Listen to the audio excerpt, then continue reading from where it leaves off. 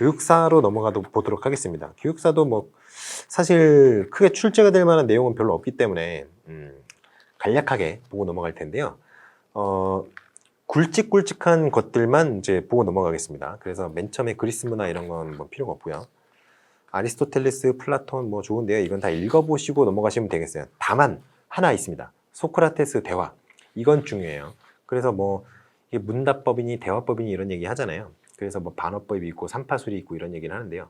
반어법 같은 경우에는 이게 실제로 이제 소크라테스의 대화라는 이제 서적을 읽어보면 소크라테스가 얼마나 얄밉게 얘기하는지 알 수 있어요. 왜냐하면 사람들이 어떤 얘기를 하면은 쫓아다니면서 아닌데? 아닌데? 그런 거 아닌데? 뭐 이렇게 얘기를 해요. 얼마나 사람들이 화가 나겠어요. 거기다가 소크라테스는 전쟁 영웅이죠. 싸움도 굉장히 잘합니다. 자기 마음에 안 들면 아마 때렸을 수도 있어요. 철학자하고 괄호 열고 물리 이렇게 되는 거죠. 그런데 아무튼 이 반어법을 통해서 어떤 사람이 갖고 있는 어떤 지식이라든가 이런 것들이 100% 아주 확실한 진리가 아니라는 것을 깨우치게 하는 단계를 거쳐요.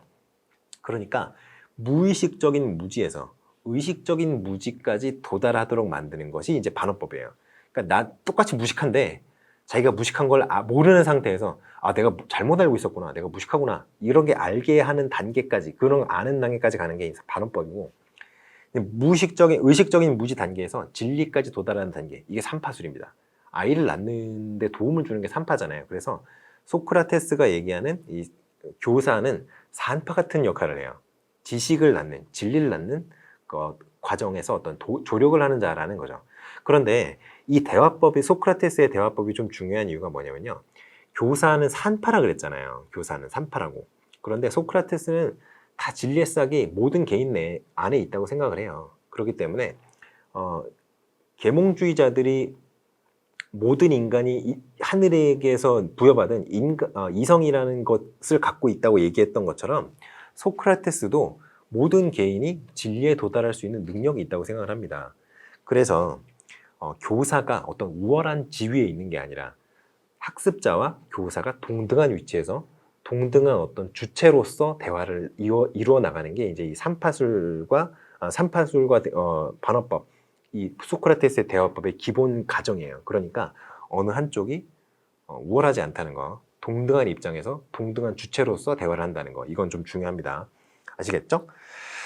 자, 그래서 플라톤, 아리스토텔레스 이런 건 좀 넘어가고요. 플라톤 사상은 조금 뭐 문제가 있죠. 이 사람 얘기는 뭐 철인 뭐 좋은데 너무 엘리트 중심주의이기 때문에 좀 문제가 있죠. 아리스토텔레스는 뭐 진료 형상 이런 얘기 하는데요. 뭐 이거는 글쎄 뭐 그렇게 중요한 것 같지는 않습니다. 근데 이제 인간관은 조금 중요할 수 있어요. 인간관.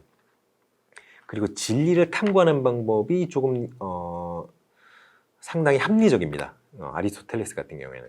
아리스토텔레스가 얘기한 게 뭐냐면 나중에 칸트도 이제 아리스토텔레스 영향을 받아서 이제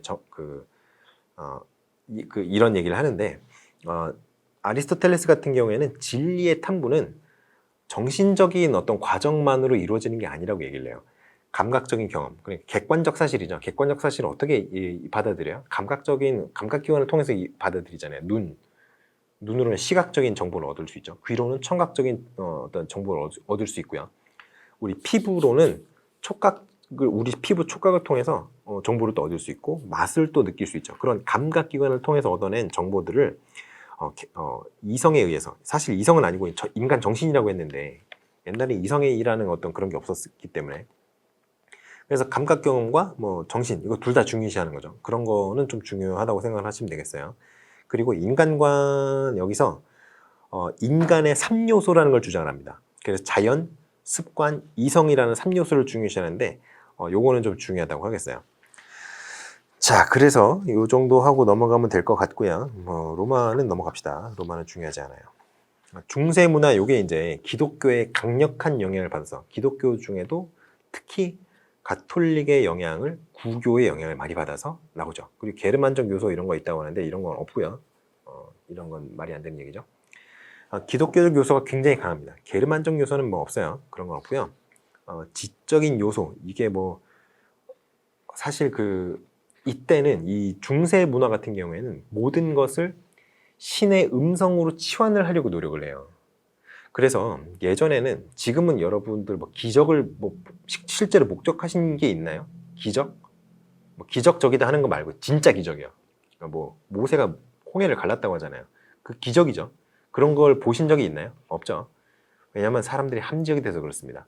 근데 예전에는 모든 것을 신의 음성으로 해석을 하려고 했어요. 그러다 보니 굉장히 옛날 사람들이 기적을 많이 봤다고요. 구름 모양이 좀 신기하게 생기면 저기 기적이고, 구름 모양이 뭐 왜 그런 것들 있잖아요. 구름이 이제 기도하는 뭐 소녀의 모습이라든가 성모 마리아의 모습이라든가 이런 모습으로 나타났다 그러면은 신의 뜻이 구름을 통해서 나타난 거예요. 그 사람들한테는. 근데 우리는 그게 아니라 우연이라고 생각하죠.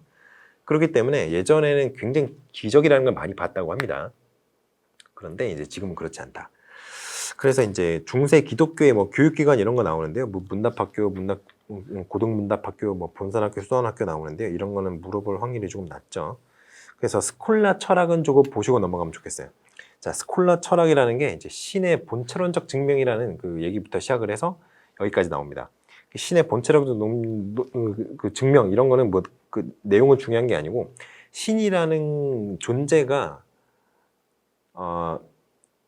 이 사람들이 이제 기본적으로 신을 이제 전제를 해요. 신이라는 게 존재한다. 그 신이 야훼라는 거를 전제를 하고 시작을 해요. 근데 이 존재를 어떻게 증명할 것인가 이런 얘기를 하죠. 그래서 뭐 모든 신이라는 것은 어떤 것보다 또 큰 존재인데 그렇게 큰 존재려면 모든 것 안에 있어야 된다. 그러니까 신은 존재한다. 뭐 이런 이상한 논리를 가지고 얘기를 하는데 뭐 그렇습니다. 그래서 스콜라 철학이 영향을 준 건 그거예요. 사실 그 중세 대학이 설립되는데 굉장히 큰 영향을 줬습니다. 그때 당시 대학이 교수와 학생들이 있을 거 아니에요. 근데 교수와 학생들이 여러 가지 특권을 받는데 그때 이 중세 교회가 대학의 어떤 그런 권리들을 보장을 해주는 역할을 해요. 왜 그러냐면은 중세 교회의 어떤 가톨릭 교회의 요구와 대학의 목적 그게 어느 정도 맞아떨어졌기 때문이에요. 어떤 거였냐면 바로 수도자 그러니까 승려 이런 수도자나 승려가 이제 절에 있는 사람만 승려라고 하는 게 아니죠. 그런 성직자들을 양성하기 위한 교사가 필요한데 그걸 양성을 교육을 직접 하려니 이게 힘든 거예요. 왜냐하면 성직자는 그 신의 말씀을 연구를 해야 되잖아요. 그런데 교육까지 이제 하려니까 힘에 부치는 거예요. 그런데 대학이라는 전문적인 어떤 고등교육기관이 나와서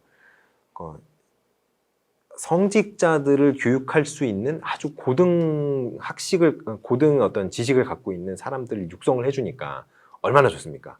그래서 그러한 어떤 이해관계가 맞아 떨어지면서 대학의 어떤 설립에 좀 많이 긍정적인 영향을 줬죠. 자, 그리고 이제 기사도 교육 나오는데요. 기사도 교육 같은 경우에는 좀 특색이 당시 유럽의 교육이라는 게 굉장히 정신적인 교육에 치중되어 있었는데 기사도 교육 같은 경우에는 비형식적, 무형식적인 교육이면서 왜 그러냐면 현실적인 어떤 삶 속에서 이루어졌기 때문이에요. 그래서 무형식 교육이라고 하는 겁니다. 그리고 동시에 기사 칠기예라는 걸 배우죠. 뭐 승마라든가 시작이라든가 뭐 칼쓰기라든가 여러 것들이 있는데 그런 기사 칠기에는 기사는 전쟁을 수행하는 인간 병기 같은 거잖아요. 그런데 그 인간 병기가 되려면 몸을 잘 써야겠죠. 힘도 세야 될 거고요. 날쌔야 될 거고요. 그렇기 때문에 그런 기사 칠기에는 당시 중세 교육이 정신적 교육에 치중되어 있던 것과는 달리 지덕체를 동시에 추구하는 그런 약간 전인적 교육의 모습도 띠고 있었다. 이런 얘기를 할 수 있을 것 같아요. 물론 신에 대한 의무라든가 뭐 군주에 대한 의무라든가 뭐 부인에 대한 의무 이런 거 있는데 근데 그러면 생활 속에서 교육이 이루어졌다고 했는데 어떤 식으로 이루어졌느냐?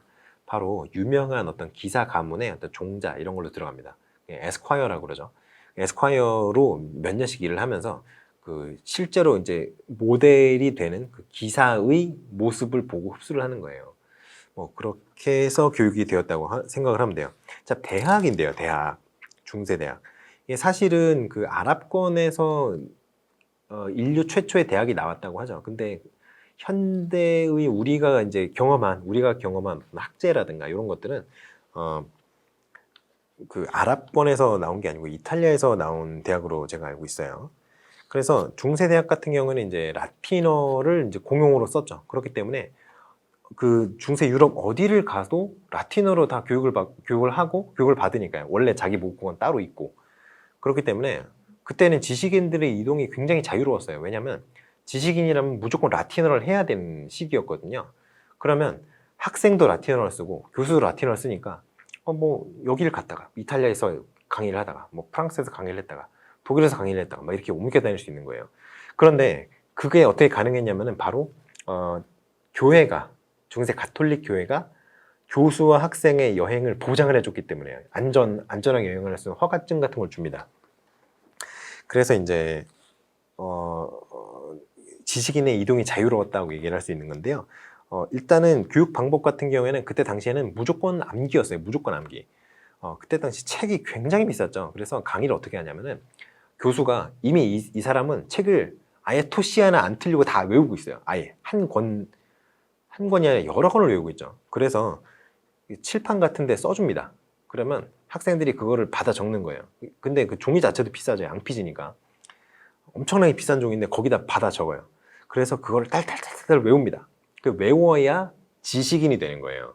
그러니까 엄청나게 어려울 거 아니에요. 그리고 그 책의 필사, 그리고 그 책에 대한 토론, 그리고 뭐 그 암기 이런 것들이 굉장히 중요시 되어져. 그거 외에는 약간의 토론 같은 건 있었습니다. 자, 그리고 뭐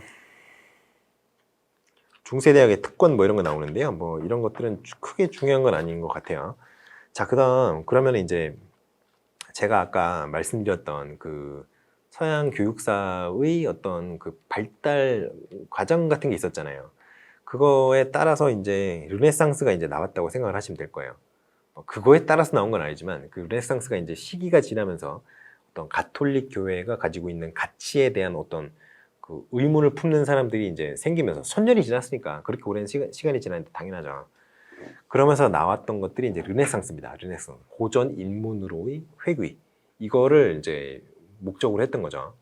그 암묵기라 그러죠. 암묵기. 중세 유럽의 그 기독교 가치관에 의해서 모든 것이 지배되었던 그 암묵기가 이제 슬슬 끝나가기 시작을 해요. 이제 그러면서 등장한 게 르네상스인데, 르네상스는 과거 인문주의, 그러니까 그 고대 히랍이라고 하죠. 고대 그리스를 얘기하는 겁니다. 고대 그리스 시절의 어떤 지식들에 대한 어떤 회귀에 대한 열망이 드러나요. 근데 이게 과정이 조금 웃깁니다. 이거는 사실 좀 시간 뺏는 것 같아서 얘기 안 하려고 그랬는데, 이게 동로마 제국 있잖아요. 로마 제국이 망하면서 동로마 제국과 서로마 제국으로 쪼개지죠. 근데 동로마 제국 지역에 그때 그 당시에 그 그리스 로마 시절의 그 고전들이 굉장히 많이 보존이 되어 있었어요. 근데 동로마 제국이 누구한테 망해요?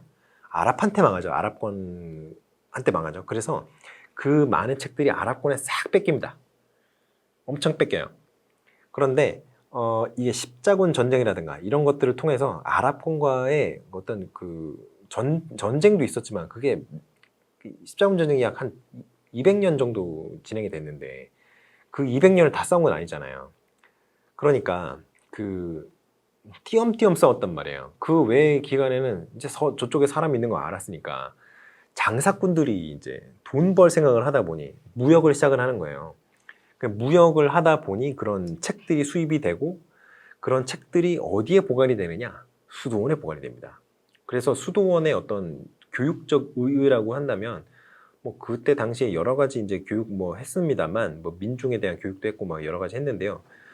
그거 못지않게 중요한 어떤 교육적 의의가 뭐냐면 고대 인문 서적, 고대 그리스와 로마 시절의 어떤 서적의 보관과 필사 이런 것들에 큰 의의가 있어요. 그래서 이런 것들이 이제 처음에는 웃기는 게 뭐냐면 질이 안 좋아요. 질이 안 좋아요. 그 서적들이. 왜냐면 그게 원래 고대 그리스어로 써져 있던 게 라틴어로 한번 번역이 됐잖아요. 라틴어로 번역된 게 아랍어로 또 한번 중역이 됩니다. 그거를 아랍어에서 다시 각국의 유럽 언어, 다시 라틴어로 번역을 하는 거예요. 이게 왜 그러냐면 라틴어로 번역된 서적이 아랍권에 있으면 그거 그냥 가져다 쓰면 되는데 그게 아니라 이 사람들, 아랍 사람들도 지네 말로 바꾼 거예요, 전부. 그러니까 라틴어로 돼 있는 원본이 없는 겁니다. 아랍어로 중역된 책밖에 없으니까 그걸 또다시 라틴어로 중역을 하는 거예요. 그러니까 라틴어에서 아랍어 갔다가 다시 라틴어로 오는 거죠. 근데 그게 그렇게 번역이 여러 번 되면 중역이라는 게 질이 떨어질 수밖에 없잖아요. 왜냐하면 번역한 사람이 그 어떤 언어의 완벽한 그 양쪽 언어를 잘하니까 번역을 하겠지만 그 양쪽 언어를 어떻게 완벽하게 합니까? 그러니까 질이 떨어져요. 그래서 맨 처음에는 이거 갖고 학자들이 해석의 어떤 차이나 이런 것 때문에 굉장히 그 논쟁들이 많아요. 학계에서. 아주 소모적인 논쟁들이 많았죠. 그런데 나중에 가서 이 원본들을 어떻게 구하거나 이론들을 자기네가 이제 막 서로 막 싸우다가 네가 맞네, 내가 맞네, 막 이러면서 막 싸우다가 합의를 보죠. 그리고 원본도 좀 발견이 되고 뭐 이러면서 이제 어느 정도 정리가 됩니다. 그래서 이제 인문주의가 이제 르네상스인데, 르네상스는 여러 가지가 있어요. 개인적 인문주의가 있고요, 사회적 인문주의가 있고, 그리고 형식적 인문주의, 이게 있는데, 개인적 인문주의, 사회적 인문주의 이런 거는 크게 의미가 없어요, 여러분들한테. 왜냐하면 출제가 안 될 것이기 때문이죠. 여러분들한테 의미가 있다면은 이제 형식적 인문주의, 그러니까 키케로주의죠. 시세로주의라고도 얘기하는데요. 인문주의의 어떤 안 좋은 점이 극대화된 케이스라고 보시면 돼요. 사실 그 어떤 과거의 지식의 가치는 그 문장, 그 지식을 표현하고 있는 문장 자체에 있는 게 아니라 그 문장이나 이런 것들이 가지고 있는 원리에 있는 것 아니겠어요? 그런데 이 키케로주의는 문장에 구애됩니다. 문장. 그래서 키케로가 쓴 어떤 과거의 키케로가 쓴 그 저작의 실제 문구 있잖아요. 실제 그 책에 쓰여 있는 문구, 그거를 토시 하나 빠뜨리지 않고 외울 수 있어야 그때 당시에는 지식인이라고 불릴 수 있었어요. 이게 무슨 말도 안 되는 짓인지 모르겠는데 아무튼 옛날에 그랬다는 거죠. 그래서 요것들이 나오면서 이제 뭐 이게 무슨 의미가 있느냐 이런 얘기가 나오고, 점점 이렇게 나오면서 뭐 종교개혁기도 지나가고요, 뭐 이러면서 이제 또 절대 왕정 국가도 지나가고 이러면서 계몽주의, 그러니까 이제 근세가 르네상스 시기에 15세기 정도, 르네상스 시대의 중간 정도부터 시작을 해서 근세가 이제 절대왕정기까지 17세기까지 한 250년, 300년 정도가 이제 근세라고 하고요. 그 이후에 18세기, 19세기를 근대라고 합니다. 그리고 현대는 19세기 말부터 이제 20세기, 21세기 이걸 현대라고 많이 하는데요. 요 구분은 사실 약간씩 달라지는 것 같아요. 옛날에는 19세기 말도 현대라고 했는데 요즘에는 20세기를 이렇게 막 현대라고 하는 것 같아요. 그래서 아무튼 여기 이제 책에 이렇게 시기별로 이제 유명한 어떤 그때 주류 사상을 이루었던 그런 사상들이 실려 있으니까 이걸 한 번씩 쭉 살펴보시고요. 이제 중요한 것들만 좀 보고 넘어갈게요. 자, 종교개혁 봅시다. 종교개혁. 마르틴 루터가 시작을 했다고 하는데, 사실 마르틴 루터가 시작한 건 아니죠. 원래 가톨릭 교회 내부에서도 자정에 대한 목소리가 있었습니다. 왜냐면 그 사람들이 다 바보가 아니잖아요. 그 사람들도 나름대로의 어떤 굉장히 학식이 있는 사람들이었고, 당시 기준으로. 그리고 뭐 지금 사람들이 그때보다 천재일까요? 저는 그렇게 생각 안 하거든요. 현대인 천재론 뭐 이런 게 있는데 저는 절대로 그렇게 생각하지 않습니다. 과거인들도 천재는 천재였다, 뭐 그런 게 있어요. 그래서 예전부터 이제 가톨릭 교회 내부의 어떤 부패한 양상들에 대한 비판이 있었어요. 그런데 그것들에 대해서 정말 화가 나서 자기 동네 교회에다가 루터가 95쪽의 반박문을 라틴어로 써서 갖다 붙이죠. 그게 왜 그랬느냐면 이제 면벌부 때문이에요. 면벌부. 사실 이게 가톨릭 교회에서는 면죄부라고 하는데요. 이 웃긴 게 지네가 우리나라 가톨릭 교회에서 지네가 스스로 면벌부로 바꿔달라고 얘기를 했어요. 교육부에. 옛날에 그런 적이 있었습니다. 그래서 교육부에서는 거부할 이유가 없잖아요. 그래서 오케이, 면벌부 쓰세요라고 했는데 가톨릭 교회 내부에서 이 용어 가지고 싸움이 일어난 겁니다. 그래서 면벌부가 맞느냐, 면죄부가 맞느냐 그러다가 결국에는 결론이 안 나고 옛날 용어 면죄부냐 쓰자라고 해서. 그런데 이게 사실 면벌부가 개념상 맞아요. 면죄부라는 건 죄를 없애주는 건데요. 사실 면죄부는 면죄를 해주는 게 아니고 지옥에서 어떤 형벌을 받게 되는 거를 면해주는 거예요. 죄가 없어지는 건 아닙니다. 형벌 받는 걸 면제해 주는 거예요. 그래서 가톨릭 교회 가보면, 이제 성당 가보면 보속이라는 걸 하게 돼요. 고해성사를 하게 되면 그 고해성사를 했을 때 그 죄의 내용에 따라서 신부님께서 이런 걸 해가지고 죄를 씻어라 이렇게 얘기를 하는데 그걸 보속이라고 그래요. 보속. 근데 이거를 다 끝내면 좋은데 이게 보속이 굉장히 어려운 내용들로 돼 있습니다. 그러니까 예를 들어서 뭐 아파트 옥상에 가서 뭐 베개 있잖아요. 베개, 털베개, 깃털베개를 터뜨려가지고 깃털을 다 날린 다음에 다 주워서 포대에 담아라. 하나도 빠짐없이. 불가능하죠. 그러니까 결국에는 보석은 끝마치지 못해요. 그럼 보석을 다 못 마치는 거는 죽은 다음에 어떻게 되느냐? 형벌을 받게 됩니다. 형벌. 미처 다 수행하지 못한 만큼. 그런데 그거를 면해주는 거예요. 그 형벌을 받는 거를 면해주는 게 면벌부예요. 그러니까 사실 개념적으로는 면벌부가 맞죠.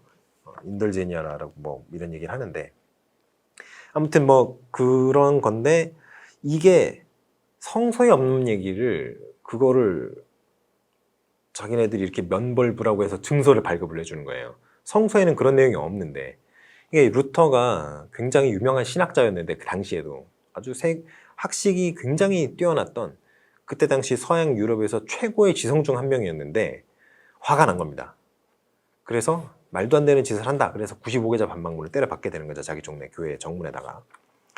근데 그렇게 해서 이제 종교개혁의 격발이 되었고, 그게 쭉 나와서 이제 가톨릭 교회가 이제 여러 가지 이제 역사적 사건을 거치면서 뭐 아비뇽 유수라든가 뭐 이런 사건들을 거치면서 힘이 점차로 약해지고, 교황권이 황제권, 그때 당시 이제 황제권, 신성 로마제국 황제라든가 이런 사람들한테 권력의 파워가 밀려버려요. 그래서 이후에는 종교의 어떤 사회에 대한 영향력이 굉장히 급속도로 축소가 되고, 그 이후에는 좀 그럼에도 불구하고 뭐 여러 가지 이제 부정적인 모습은 완전하게 사라지지는 않고요.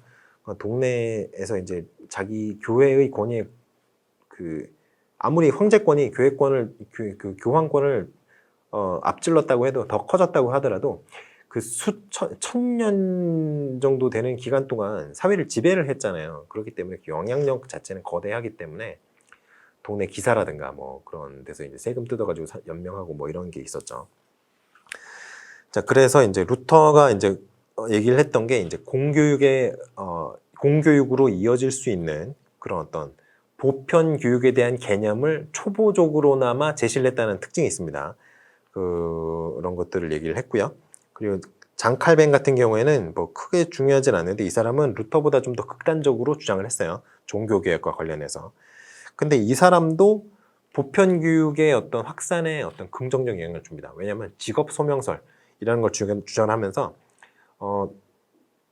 직업의 이제 신분에 따라 고정되는 그런 것들을 없애야 된다. 이런 것, 예를 들어서 이제 귀족 신분이 아니면 기사가 될 수 없잖아요. 근데 그런 게 어디 있느냐? 뭐 전투 잘하고 이러면 기사 되는 거지. 뭐 이런 식으로 얘기를 하는 거예요. 그래서 이제 종교의 어떤 확대, 보급을 위해서 이제 교육을 해야 된다라는 거죠. 그리고 그때 당시에 이제 종교개혁가들이 교육을, 모든 애들에게 교육을 해야 된다라고 얘기를 했던 게 이유가 뭐냐면, 가톨릭 교회는 기본적으로 성직자들이 일반 평신도들에 비해서 더 우월한 위치를 가지고 있어요. 신과 더 가까운 거죠. 근데 신과 성직자가 더 가깝잖아요. 일반 평신도와 신과의 거리보다. 그러니까 신의 말씀을 성직자들이 이해하고 공부를 해서 그거를 일반 평신도들한테 전달해 주는 그런 시스템이 이상적이다라고 생각을 했었어요. 가톨릭 교회에서는. 그런데 루터 같은 이런 마르틴 루터나 장 칼뱅 이런 사람들, 츠빙글리 막 이런 사람들 있죠, 스위스에. 이런 사람들 같은 경우에는 무슨 말도 안 되는 소리냐. 신부, 뭐 교황, 니네가 일반 평신도랑 뭐가 다르냐. 신 앞에서는 모두 다 동등하다. 그렇게 얘기를 하면서 신과 평신도 간의 어떤 교통을 가로막는 존재인, 직접 소통을 가로막는 존재인 성직자가 필요 없다라고 얘기를 합니다. 성서를 보고 읽고 이해하고 직접 신께 기도를 드리면 신께서 응답하신다는 거예요. 그러려면 직접 성서를 읽고 이해를 할 수 있어야겠죠, 평신도들이.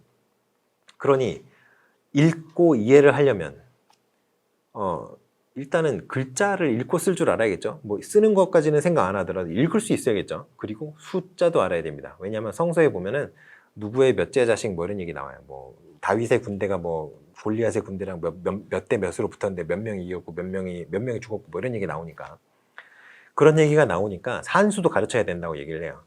그러니까 뭐 모든 사람이 교육을 받아서 읽을 수 있고 이해할 수 있는 능력을 배양을 하면 성직자 같은 건 필요 없다. 그렇기 때문에 이제 만인 제사장설 이런 게 나오는 겁니다. 그러니까 모든 사람이 지금 이제 성직자와 같은 능력을 가질 수 있게 되는 거죠. 뭐 그러한 성서의 해석이 가능하도록 사람들을 만들어야 되기 때문에 교육을 해야 된다라고 주장하는 게 이제 종교개혁가들의 어떤 주장이었죠. 그 이후에 이제 실학주의가 나오는데요.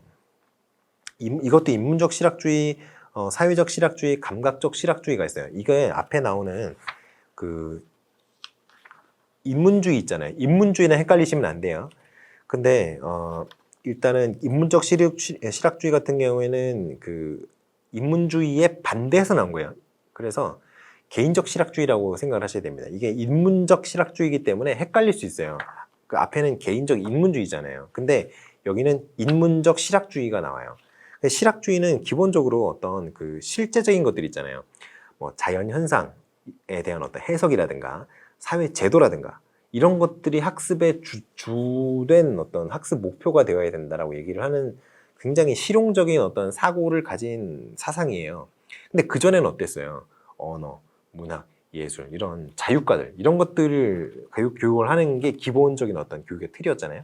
그게 의미가 없다라고 주장한 것이 실학주의입니다. 그래서 실용적인 어떤 지식, 직업 세계에서의 기술이라든가 이런 것들을 교육 대상으로 삼아야 된다라고 얘기하는 것이 실학주의예요. 그래서 굉장히 과학을 중시하고요. 모국어를 중시합니다. 그리고 감각적인 어떤 교육들, 감각 기관을 통해서 교육 내용을 흡수하도록 하게 하는 그런 교육적 방법들에 대해서 관심이 많아요. 자, 그래서 언어 이전에 사물이 있다고 얘기를 합니다. 사물이 예를 들어서 이게 물이 담긴 컵인데 요게 물이 담긴 컵인데 요게 있어야 그 대상을 목격을 하고 관찰을 하고 여기에 컵이 있다. 물이 담긴 컵이 있다. 여기 뭐 안에 물이 들어있으니까 요게 보면은 물이 있잖아요. 그러면 물이 담겨 있다는 걸 인식을 하고 그 상황에 대한 인식을 바탕으로 해서 지식을 탐구할 수 있다고 얘기를 하는 거죠. 자, 그래서 인문적 실학주의가 나오는데요. 이게 이제 개별 교육이라든가 동기학습법이라든가 이런 거랑 관련이 있다고 얘기를 하는 거고요. 사회적 실학주의 같은 경우에는 좀 더 사회의 어떤 사회를 구성하는 일원으로서의 어떤 개인을 양성해야 된다, 육성해야 된다라고 얘기를 하는 겁니다. 그래서 사회적 실학주의 같은 경우에는 경험을 어떤 식으로 얻는 게 유리하냐라고 얘기를 하냐면 여행 있잖아요. 여행을 통해서 견문을 넓히라고 얘기를 하는 거죠. 그래서 뭐 몽테뉴 이런 사람이 이런 얘기를 하는 거고요. 감각적 실학주의, 이게 과학적 실학주의라고도 하는데요. 이게 바로 실학주의의 어떤 본령 같은 겁니다. 이게 궁극이에요. 실학주의가 도달하고자 하는 어떤 궁극적인 도착점, 이상과 같은 것이 이제 감각적 실학주의라고 생각하시면 돼요. 그래서 교육 목적, 감각을 통한 올바른 지식을 획득하고 과학적 지식을 통해서 힘을 증진한다고 했는데요. Knowledge is power라는 문구 아시죠? 이게 바로 이 감각적 실학주의와 관련된 문구입니다. 그래서 교육 방법도 이제 관철에 의한 감각을 훈련하고 귀납적 방법이나 실천적 방법 이런 것들에 의해서 학습이 이루어져야 된다 이런 얘기를 하는 거죠. 베이컨, 코메니우스, 로크 이런 사람들 유명하고요. 각각이 뭘 주장을 했느냐는 그냥 읽어보시고 넘어가시기 바랍니다. 존 밀턴 이런 사람들이 신라권 이런 거 쓴 거 아시죠? 네, 그런 걸로 유명한 사람입니다. 자, 그래서 계몽주의가 나와요. 계몽주의가 근대로 이제 들어왔다는 얘기죠. 근대로 들어와서 계몽주의 18세기가 된 겁니다. 그래서 유럽을 지배한 사상이라고 여기 나와 있는데요. 유럽만 지배한 게 아니고요. 신대륙까지도 지배를 합니다. 그래서 당시 서구 사회라고 할 수 있는 곳들, 오세아니아 대륙 이런 것도 다 이제 신대륙에 들어가니까 아메리카 대륙이라든가 서구 사회의 영향을 받는 그런 지역들은 싹 다 이 계몽주의가 아주 점령을 해요. 그때 독보적인 주류 사상입니다. 그래서 지식인들이 자신들이 무지몽매한 일반 대중을 계몽해야 된다라고 생각을 했기 때문에 계몽주의라는 아주 건방진 이름이 붙은 거예요. 근데 그러한 어떤 계몽주의의 기본적인 입장이 일반 대중들 입장에서는 굉장히 기분 나쁘죠. 지네가 뭐라고 나를 교육합니까? 그렇잖아요. 물론 당시에는 지식인들이 굉장한 존경을 받았기 때문에 지금 제가 얘기하는 것처럼 극단적으로 어떤 반감을 일으키지는 않았어요. 그런데 이 계몽주의적인 특성이 여러분 지금도 학자들, 교수들 사이에서 나는 굉장히 지적으로 우월해. 너희들보다 머리가 좋아. 라고 하는 태도를 아주 대놓고 드러내는 분들이 있죠. 상당히 많이 있습니다. 그런데 이런 분들이 바로 이 계몽주의의 영향을 받은 거예요, 사실.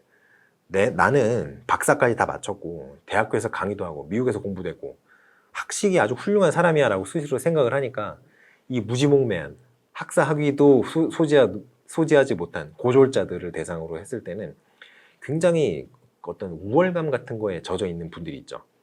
그런데 그러한 어떤 태도에 대해서 좀 예민하게 반응하시는 분들은 당연히 어떤 과학주의라든가 계몽주의 이런 거에 대한 어떤 지식인층 이런 거에 대한 반발이 심할 수 있겠죠.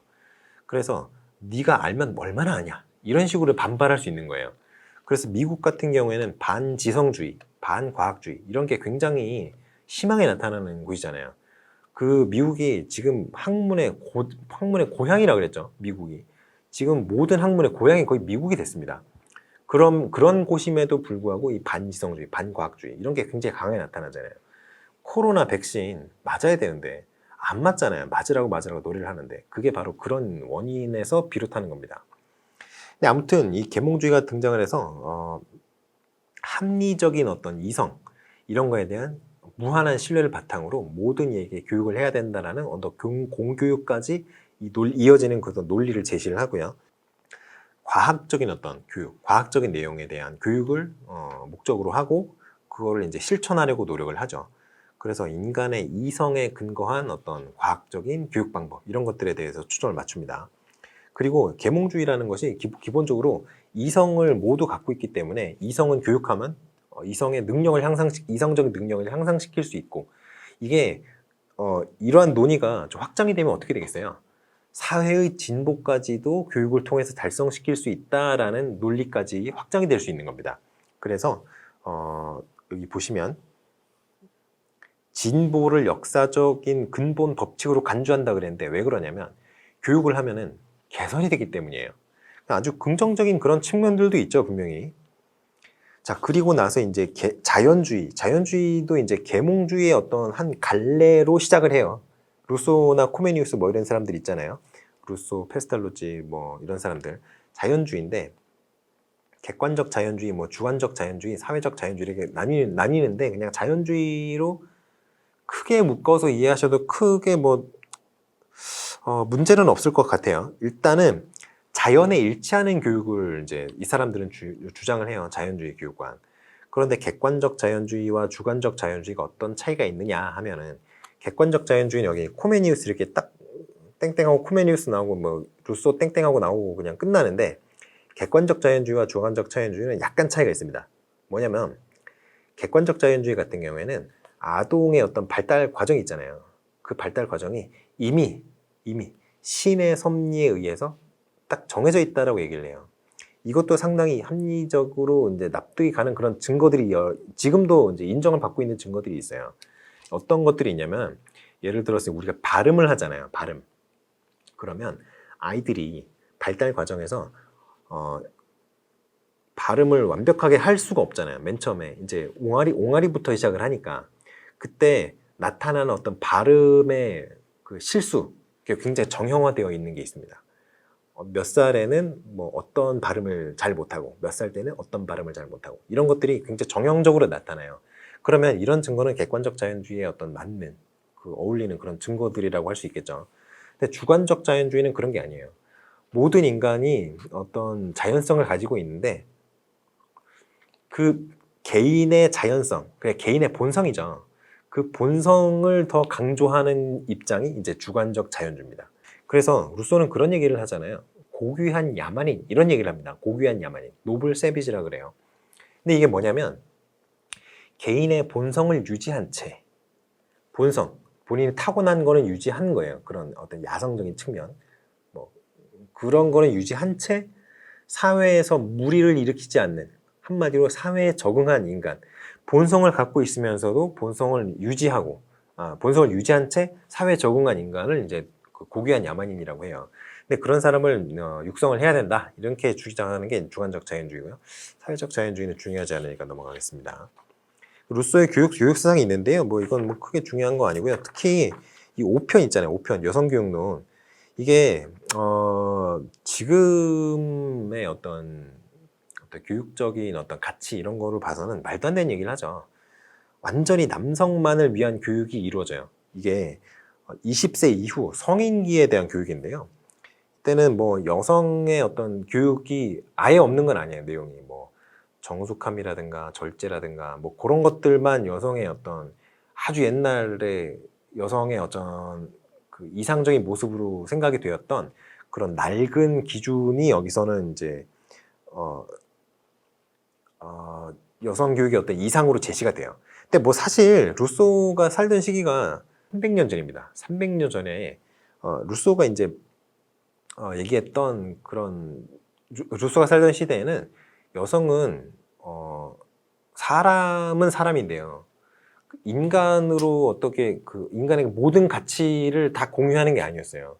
그때 당시에 사람은 그때 당시 인간은 사람과 인간을 좀 구분을 하자면 종으로서의 인간은 맞는데 어떤 사회적인 가치가 있는 주체냐 하면은 그건 아니었거든요. 그때는 근데 그게 당연했어요. 그때는 옛날이었으니까요.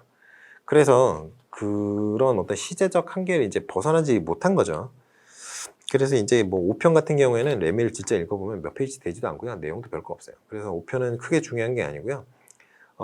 이 각 그 1단계, 2단계, 3단계, 4단계가 중요한 게 아닙니다. 이 루소가 쓴 에밀의 어떤 한계를 더 공부하시는 게 더 중요해요.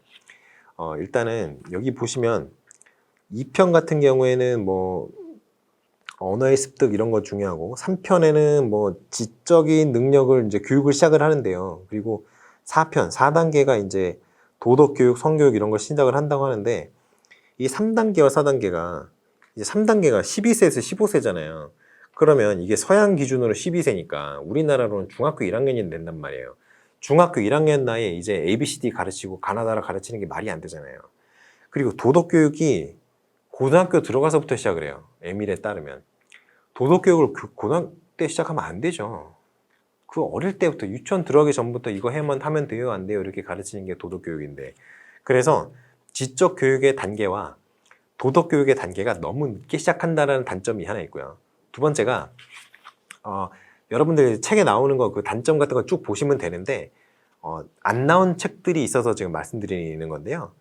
루소 같은 경우에는 그 교육에서 교사가 차지하는 어떤 위상을 정원사에다 비유했다는 건 다들 아시죠? 그 얘기는 어느 책에나 다 나옵니다. 그런데 이 정원사가 하는 역할이 뭐냐면요. 가지가 이렇게 자라는 게 맞는 방향인데 이 방향이 아니라 이렇게 자라는 거예요. 옆으로. 그러면 이 방향이 맞는데 이렇게 뻗쳐나간 방향이 되겠죠. 이런 식으로 방향이 틀어지면 그걸 바로잡아주는 역할을 해요. 한마디로 엇나가지 않도록 감시를 한다는 거나 마찬가지인데요. 근데 이렇게까지 교육을 한다면 결국에는 교사가 원하는 방향이 아닌 경우에는 수정한다는 얘기잖아요. 그러면 루소가 소극교육론을 주장을 했는데 그게 무슨 소극교육론이냐라는 거죠. 그래서 루소가 얘기했던 소극교육론이 결국에는 소극교육론이 아니다. 이렇게 되는 그런 단점이 있다라고 얘기를 하는 거죠. 여기 이제 장점과 단점이 쭉 나오는데요. 요거는 좀 읽어보시면 좋겠어요. 이거는 뭐 알아두시는 게 좋습니다. 신인문주의, 뭐 페스탈로치, 헤르바르트, 뭐 프레벨 여기 나오는데요. 페스탈로치가 이제 교성이라고 하죠. 교성. 교육에 있어서 성인이라고 하는 사람이 페스탈로치입니다. 이분이 아주 훌륭한 분이죠. 직관교수법과 실물교수법 얘기를 하는데 이게 18세기의 사람의 어떤 지금 와서는 별로 신기한 게 아니지만 300년 전 사람이 그때 이제 아동을 어떤 하나의 인격체로도 바라보지 않았던 시점에 이렇게 아동의 어떤 특성을 고려한 교육법을 아동의 발달적 특성을 고려한 어떤 교수법을 생각을 했다는 게 얼마나 위대한 일인지 모르겠어요. 정말 위대한 분이죠. 자, 그래서 여기 보면은 수형어 이래서 뭐 이런 것들을 이제 교육 직관적 방법을 통해서 가르쳐야 된다 이런 얘기를 하고요. 그리고 뭐 도야 이런 얘기를 하죠. 자, 그래서 이제 뭐 이런 것들을 좀 이제 좀 여러분들께서 이제 쭉 읽어보고 넘어가셔야 되고요. 삼위일체설 뭐 이런 거 있어요. 뭐 지덕체, 조화, 수형, 이런 거 있고 직관과 언어, 사고. 이래서 삼위일체가 여기 보면 다 세 가지씩이잖아요. 삼위일체가 또 한 번 세 가지가 뭉쳐서 이제 페스탈로치의 교육 이론을 이룹니다. 이중 어떤 3단 구조라고 보시면 되겠어요. 프레벨 같은 경우에는 뭐 크게 중요하지는 않습니다만 이 사람은 이제 은물이라고 하는 그 어떤 교재들을 만들어 상징적 교재라고 하는데요.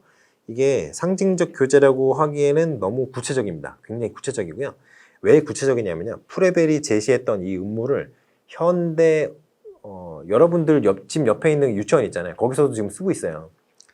그래서 이 음물이라는 개념은 조금 중요하다. 왜냐하면 아동의 발달 단계에 맞춘 아주 굉장히 좋은 교구이기 때문에 그렇다는 거. 뭐 이런 거 좀 뭐 이렇게 쭉 읽어보시면 좋겠어요. 유치원이 영어로 킨더가튼이잖아요. 킨더가튼. 그게 영어로 킨더가튼인데 그게 독일어로 킨더가튼입니다. 그게 아이들이 뛰어노는 운동장 이런 느낌이에요. 그런 뜻이에요. 자, 그러면 헤르바르트를 봐야 되는데요. 헤르바르트가 이제 교육학의 아버지죠. 과학적 교육학의 아버지입니다. 자, 그래서 헤르바르트가 이제 교육학의 아버지라고 하는데요. 교육학의 아버지. 그런데 헤르바르트가 최초의 어떤 과학적인 교육학을 언급했느냐 하면 그거는 아니에요. 일반적으로 교육을 과학적으로 취급을 했다라고 하면은 교육이 어떤 주먹구구식이 아니라 어떤 이론적 근거를 가지고 얘기를 한 사람을 이제 과학적 교육학이라고 얘기를 할 거 아니에요. 과학적으로 교육을 다룬 사람은 옛날에 이제 로마 시대에 퀸틸리아누스라는 사람이 있는데요. 여러분은 모르셔도 되는 사람이에요. 이 사람이 이제 그 로마 황제로 이 사람 웅변술 교수를 했는데요. 로마 시절에 웅변술 교수를 했는데 아주 실력이 뛰어나서 로마 황제로부터 그 황제 이름은 제가 기억이 안 나는데 신임을 크게 얻어요. 그래서 국가로부터 봉급을 받습니다. 그래서 세계 최초의 공교사라고 하면 이 퀸틸리아누스라는 사람을 얘기할 수 있어요. 근데 이 사람이 은퇴하고 나서 한 20년 정도 강의를 하다가 은퇴를 해요. 은퇴를 하고 나서 웅변술에 관련된 책을 여러 권 씁니다. 그러면서 이제 뭐 1권에서 몇 권까지는 뭐 어떤 내용, 뭐 3권에서 몇 권까지는 무슨 내용, 뭐 이렇게 해서 그 자신의 경험을 바탕으로 해서 웅변술에 관련된 내용들, 그리고 그 정치가라든가 이런 직업을 갖는 사람으로서 가져야 되는 어떤 도덕적인 마음가짐 이런 것까지 이제 포괄하는 굉장히 이제 당시로서는 혁명적이라고 해야 되나요? 굉장히 과학적으로 교육에 대해서 접근을 해요. 이 사람은 어떻게 하는 것이 효과적이다, 효율적이다 이런 얘기를 하는 거죠. 그래서 이제 과학적으로 이제 교육에 대해서 접근한 최초의 사람을 얘기하라고 한다면 이제 퀸틸리아누스를 얘기를 하는데 그런 게 아니라 그냥 교육학의 아버지, 교육의 아버지다 그러면 헤르바르트가 맞습니다. 그래서 이제 헤르바르트 같은 경우에는 이제 자기가 이제 학장으로 있었던 대학에 교육학과를 만들죠. 교육학과를. 그래서 교육의 아버지는 헤르바르트인데요. 이 전심과 치사 요거를 이 교수 4단계 설을 이제 주장을 해요. 여기는 이제 전심과 치사 이거를 명료연합 개통 방법으로 나누었는데 이 전심이 명료와 연합이고요. 치사가 개통과 방법입니다. 그래서 이걸 왜 나눠놨는지 모르겠네요. 아무튼 이거예요. 이게 그 전심이라는 단계는 이제 여기 나온 것처럼 어떤 대상에 주의를 집중하는 단계입니다. 근데 어떤 거에 주의를 집중하면 다른 거에 대한 주의가 생기겠어요? 안 생기겠어요? 안 생기겠죠? 예를 들어서 여기에 집중을 하면 여기에 주의가 쏠리지 내가 앉아있는 의자에 대한 주의는 사라지잖아요. 왜냐하면 사람이 한 번에 하나밖에 집중을 할 수 없어요. 그렇기 때문에 그 전심이라는 게 그런 거고요. 치사는 뭐냐면은 여러 가지 내가 기억하고 있는 표상들이 있을 거 아니에요. 표상이 이미지라고 하는데 그런 이미지를 어떻게 잘 결합을 시켜서 또 연관성을 찾아내고 결합하고 통일시키는 그런 작용이 이제 치사입니다. 근데 그거를 전심을 2개로 나누면 명료연합이고요. 치사를 2단계로 나누면 개통 방법이고 이래요. 그래서 이제 헤르바르트가 생각했던 어떤 인지론적인 발달 과정이 요거가 되겠다. 이런 식으로 얘기를 하면 될 것 같아요. 자, 그래서 이제 좀 고전적인 내용에 대한 어떤 중요한 것들은 이제 끝났고, 이제 20세기 현대에 들어와서의 교육이 이제 좀 중요한데요. 이제 신학교, 뉴스쿨이라고 되어 있는데요. 뭐 유명한 학교들 많죠. 뭐 교육개혁 운동 많이 있잖아요. 예를 들어서 레디가 얘기했던 전원기숙사 학교 운동이라든가 여기 전원학사라고 되어 있는데 이게 이제 전원기숙사 학교가 이제 전원학사예요. 그리고 노작학교 이런 게 있었죠. 케르센 슈타이너가 주장했던 그 노작학교 이런 게 있고요. 예술교육운동 이런 거 있어요. 가우디히가 주장했던 노작학교 이런 것도 이제 가우디히라는 사람이 주장했던 노작학교라는 것도 또 있고요. 그 외에 이제 뭐 미국 같은 경우에는 이제 오스베고 운동이라든가 그 외에 뭐 퀸시 운동이라든가 뭐 이런 것들도 있고 학교들도 있죠. 서머힐 학교 유명하잖아요. 닐이 주장했던 서머힐 학교 같은 거 중요하죠. 그 발도르프 학교 이런 것도 있죠. 근데 그 서머힐 학교 같은 경우에는 그 대한학교의 어떤 대표적인 주자로서 유명한데요. 학비가 어마어마하죠. 학비가 1년에 한 2천만 원 들어가니까. 그런데 이제 발도르프 학교도 학비가 굉장히 많이 들어가요. 거의 이제 2, 3천만 원씩 들어갑니다. 한 명을. 그러니까 한 명을 예를 들어서 초등학교부터 고등학교 때까지 12년이잖아요. 근데 1년에 3천만 원씩 들어간다고 생각을 하면 그냥 학비로 3억 6천만 원을 태워야 되는 그런 말도 안 되는 일이 생기는데요. 이게 어쩔 수 없어요. 대한학교 같은 경우에는. 대한학교 같은 경우에는 선생님이 굉장히 학생 수 대비 선생님이 굉장히 많고요. 그리고 여러 가지 다양한 활동들을 하죠. 그리고 이제 본인들이 그렇게 받겠다고 하는 거에 동의를 했기 때문에 뭐 달라고 하면 줘야죠. 어떡하겠어요. 그런데 이 서머힐 학교 같은 경우는 너무 아이들의 인성교육 같은 거에 좀 치중을 해요. 그렇기 때문에 좀 학업 성취도가 너무 낮습니다. 그래서 이 발도르프 학교 같은 경우에는 슈타이너가 이제 설립을 한 거잖아요. 근데 발도르프 학교 같은 경우에는 지금 굉장히 학교가 많아요. 전 세계에. 독일 내부에만 한 500개 학교 막 이렇게 있을 거예요. 그리고 독일 외부에도 한 그 정도 있고요. 그런데 서머힐 학교 같은 경우에는 거의 없어요. 한 3, 4개 되나요? 그 정도밖에 없습니다. 그게 왜 그러냐면 서머힐 학교 같은 경우는 아이들이 학업 성취도가 너무 낮아서 인성교육은 잘하는데요. 그 이후에 그 학교를 졸업하고 사회에 나왔을 때 할 수 있는 게 없어요. 착하기만 해. 그런데 발도르프 학교는 일단은 외국어 교육을 굉장히 열심히 시키고요. 그리고 아이들이 스스로 이제 전문적인 학습을 할 수 있도록 굉장히 지원을 많이 하고 그걸 장려합니다. 그리고 이제 뭐 토요일마다 모여서 자기가 공부했던 거 발표회 그런 것도 하고요. 그러다 보니까 일단 학습량 자체가 교과목에 대한 학습량 자체가 발도르프 학교가 훨씬 많아요. 그러니까 그 발도르프 학교를 졸업하고 나서도 이제 학업 성취도가 뭐 크게 떨어지지 않으니까 공부 열심히 하는 친구들은 뭐 좋은 데 가는 거죠. 좋은 대학교 가고 뭐 그렇게 되는 거죠. 자, 그리고 이제 새로운 교수법, 뭐 위네카 플랜이라든가 뭐 달톤 플랜 뭐 이런 거는 중요한 게 아니고요. 구안법, 이 프로젝트법이 중요합니다. 구안법. 킬패트릭이 주장했던 구안법이요. 이게 중요합니다. 그래서 요거는 좀 여러분께서 읽어보고 넘어가셔야 되는데 구안법을 조금 더 구체화시킨 게 그 뒤에 나오는 듀이가 주장한 문제해결법이라고 생각하시면 돼요. 자, 그래서 요 두 개는 좀 학습을 하시라. 구안법과 문제해결법. 이거는 좀 중요하니까 학습을 하셔야 되고요. 여기 또 케르센 슈타이너, 뭐 루돌프 슈타이너, 몬테소리 이런 사람들이 나오네요. 근데 이 교육 사상가들은 사실 뭐 크게 중요하지는 않는데요.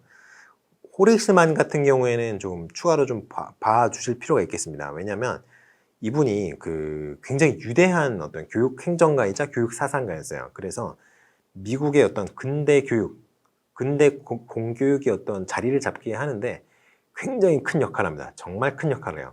중학교를 굉장히 많이 세우죠. 그래서 중학교 설립도 많이 하시고 그리고 교육 어떤 커리큘럼에 대한 연구도 많이 하시고 그런 걸 보급을 하고 하셔서 미국의 어떤 교육에 크게 긍정적인 영향을 미친 분입니다. 그리고 이제 스펜서나 케이 뭐 이런 사람은 중요한 게 아니고요. 케르센 슈타이너도 이제 노작 교육을 했다. 이 정도만 알고 가시면 되고 루돌프 슈타이너가 바로 제가 방금 전에 얘기했던 그 발도르프 학교를 세운 사람이 이 사람이다. 이 사람이 약간 그 신비주의적인 어떤 그 이론에 기반을 해서 발도르프 학교를 세웠어요. 그런데 그거는 뭐 크게 중요한 거는 아니고요. 인지학적 인간학이라고 하는데요. 이게 뭐 어떤 진짜 그 인간학 뭐 이런 게 학문이 있는 게 아니라 그냥 이 사람의 개인적인 신념 같은 거예요. 그냥 신비주의. 그런 겁니다. 뭐 예를 들어서 뭐 향 피우고 뭐 이런 거 있잖아요. 향 피우고 기도하고 뭐 그런 거. 그런 건데 아무튼 자기만의 어떤 독창적인 세계관, 사고를 바탕으로 해서 이제 이 학교를 만들어서 운영을 했는데 굉장히 효과가 좋아서 굉장히 많은 이제 학교에 분점들이 생겼죠. 여기 수업 방식에 보면 에포크 수업이라는 게 있잖아요. 그 뒤에 것들은 중요한 게 아니고요. 이 에포크 수업이 굉장히 효과가 좋았습니다. 그래서 굉장히 그 인텐시브 클래스 같은 어떤 느낌으로 집중적으로 어떤 학과목에 대해서 학습을 하게 돼요. 그러니까 굉장히 심도 있는 부분까지도, 굉장히까지는 아니더라도 아무튼 심도 있는 학습까지도 아이들이 학습을 하게 돼요. 그러니까 이제 이 에포크 수업이 이제 인텐시브 클래스로 운영이 되다 보니 졸업을 하고서도 이제 좋은 학교에 진학할 수 있는 어떤 학업 성취도를 유지할 수 있는 그런 특징이 있죠. 몬테소리 같은 경우 이제 여성이에요. 이분은 여성 학자인데 아동들의 어떤 자발적인 활동을 통해서 개념을 학습할 수 있는 존재라고 보고요. 아동이. 그리고 적절한 교재, 교구들을 이용해서 학습을 시켜야 효과적인 학습이 될 수 있다. 이런 얘기를 하죠. 그리고 아까 제가 이제 맨 처음에 말씀드렸던 그 교육의 기초할 때 말씀을 드렸던 그 sensitive period, sensitive period를 맨 처음에 주장하신 분이 이 몬테소리입니다. 그래서 민감기라는 거를 이분이 처음으로 주장을 하셨어요. 자, 그리고 듀이가 정말 중요한데요. 듀이는 실용주의 철학을 공부하시거나 진보주의 철학을 공부하시면 이분의 어떤 교육 사상을 전반적으로 훑어보시는 게 됩니다. 그래서 실용주의와 진보주의가 거의 같으나 듀이가 얘기했던 실용주의는 아동의 흥미만을 극단적으로 중요시하지는 않았다. 이 정도 차이가 있다는 거는 좀 기억을 해 두셔야 되겠습니다. 자, 그래서 여기 나와 있는 박스 안에 있는 이 초록색 박스 안에 있는 이 교육 목적이라든가 학습 활동이나 학습 동기 뭐 이런 것들 중요하니까 꼭 알아두시고요. 여러분들이 교육 사상가라든가 교육 철학이라든가 이런 거를 공부를 하실 때 반드시 생각을 해보셔야 되는 것이 몇 가지 있어요. 철학이든 교육사든 우리는 교육과의 관계성이 중요합니다. 왜냐하면 우리는 교사가 되기 위해서 시험을 보는 거고요. 교사에서 순수 철학이나 그냥 역사를 물어보지는 않아요. 교육적으로 그러한 사건이 어떤 의미가 있었는가를 물어보고요. 교육적으로 그 철학이 어떠한 의미를 갖고 있는가를 물어봐요. 그렇기 때문에 여러분이 생각하셔야 되는 거는 교육 목적, 교육 방법, 교육 내용, 그렇죠? 요 세 가지를 꼭 알고 계셔야 되고요. 그리고 가능하면은 인간관, 학생관, 교사관 이런 것들이 명확하게 좀 드러나는 철학 이론들이 있어요. 그런 것들은 좀 여러분들이 잘 암기를 하고 계셔야겠다. 자, 그럼 교육사 같은 경우에는 어떤 점을 좀 중점으로 해서 봐야 되겠느냐? 자, 교육사는 여러분 중점으로 보셔야 되는 것이 그 사건이 교육계에 어떤 영향을 미쳤는가. 그리고 교육 철학에서 얘기했던 것들 있죠. 인간관이라든가 학생관이라든가 교사관 이런 교육과 관련된 여러 가지 관점이 형성되는데 영향을 준 게 있는가 이런 걸 좀 보셔야 됩니다. 예를 들어서 이제 그 종교개혁기에 나왔던 그 어떤 것들 거기 계몽주의 이런 거에 나왔던 거 그 인간이 모두 보편적으로 동등하다라는 것들 개념이 제시가 된 거잖아요.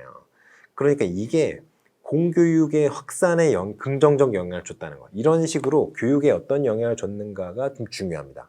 그러니까 그런 것들을 좀 중점으로 암기를 하시라. 이렇게 말씀을 드릴 수 있을 것 같아요. 잠시 쉬었다가 돌아오시도록 하죠.